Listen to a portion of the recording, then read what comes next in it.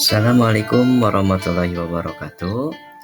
Alhamdulillah, pada kesempatan kali ini izinkan saya membawakan sebuah materi pembelajaran tentang sholat jenazah, yang mana materi sholat jenazah ini disampaikan pada mata pelajaran Pendidikan Agama Islam dan Budi Pekerti di kelas 8 semester pertama. Untuk mengawali pembelajaran, mari kita berdoa sebelum pembelajaran agar pembelajaran kita diberkahi Allah Subhanahu wa taala. Bismillahirrahmanirrahim. Rabbi zidni ilman warzuqni fahman waj'alni minas solihin. Amin ya Allah ya Rabbal alamin. Nah, untuk pertama kali kita bahas dulu tentang bagaimana fase kehidupan manusia.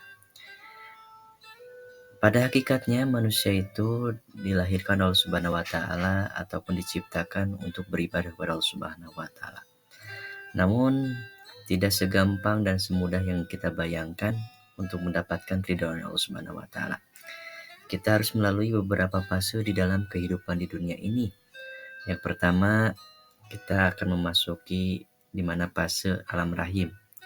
Alam rahim yang kita ketahui bahwasannya itu adalah alam di mana kita berada di kandungan ibu kita selama kurang lebih 9 bulan.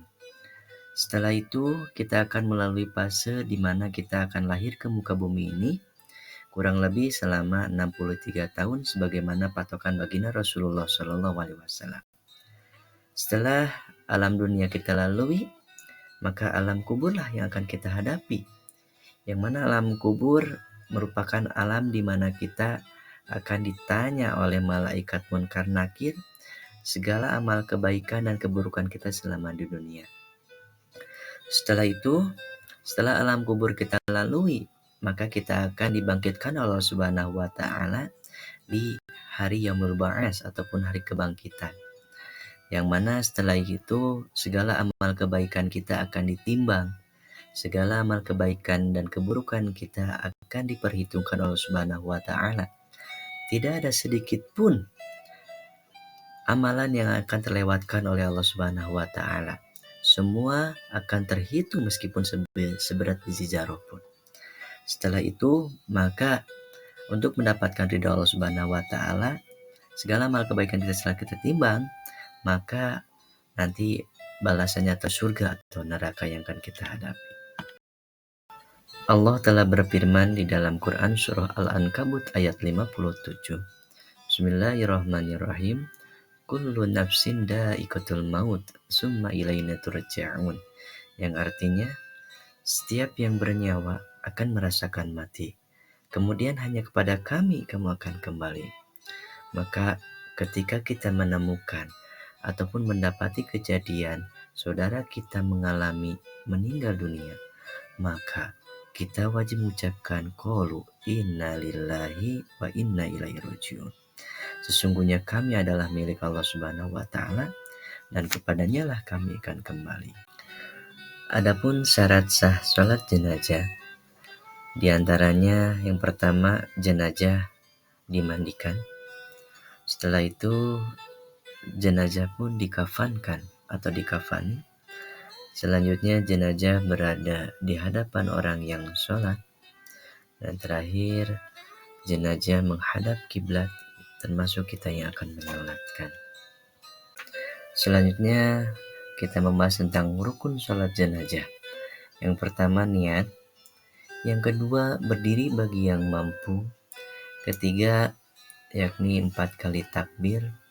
Selanjutnya takbir pertama membaca surah Al-Fatihah, takbir kedua membaca salat atas Nabi, takbir ketiga membaca doa untuk mayit, takbir keempat membaca doa untuk mayit juga, dan terakhir membaca salam.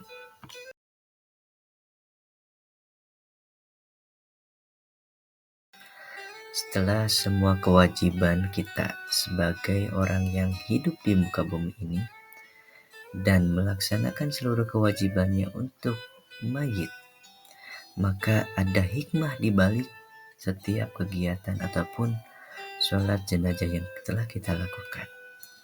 Di antara yang pertama, memberikan penghormatan dan kasih sayang kepada almarhum, bahwasannya kita juga akan kembali kepada Allah Subhanahu wa taala. Yang kedua, hikmah sholat jenazah adalah menimbulkan rasa taubat yang sesungguhnya kepada Allah Subhanahu wa taala. Tidak ada tempat kembali hanya kepada Allah Subhanahu wa taala. Yang ketiga, memohon rahmat Allah Subhanahu wa taala, wabil khusus untuk ahli mayit ataupun orang yang meninggal dunia, termasuk kita sebagai orang yang ditinggalkan. Yang terakhir, hikmah sholat jenazah ialah mengeratkan tali silaturahmi dengan keluarga almarhum. Selain itu, kita juga menghibur keluarga orang yang ditinggal wafat oleh keluarganya. Maka kita juga akan mendekatkan diri kepada Allah Subhanahu wa taala. Karena tidak ada daya dan upaya, hanya Allah lah sang maha segalanya.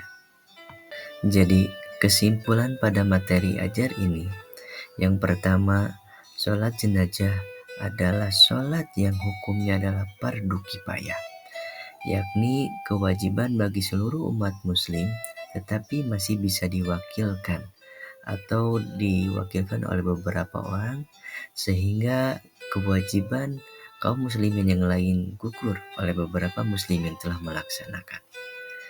Yang kedua, sholat jenazah merupakan sholat yang menjadi tanggung jawab bagi kita sebagai individu yang masih hidup, sebagai individu yang beriman pada Allah Subhanahu wa taala terhadap individu yang telah meninggal dunia.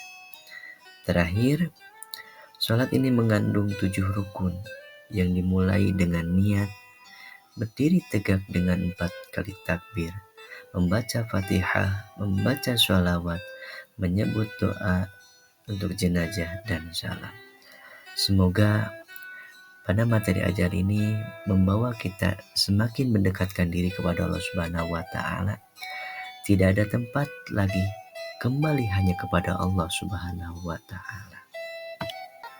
Terima kasih atas segala perhatian. Mohon maaf apabila banyak kesalahan di dalam penyampaian materi ajar tentang salat jenazah. Semua semata-mata karena kesalahan dan khilafan saya sebagai materi. Semua kebenaran hanya milik Allah Subhanahu wa taala. Akhirul kalam. Assalamualaikum warahmatullahi wabarakatuh.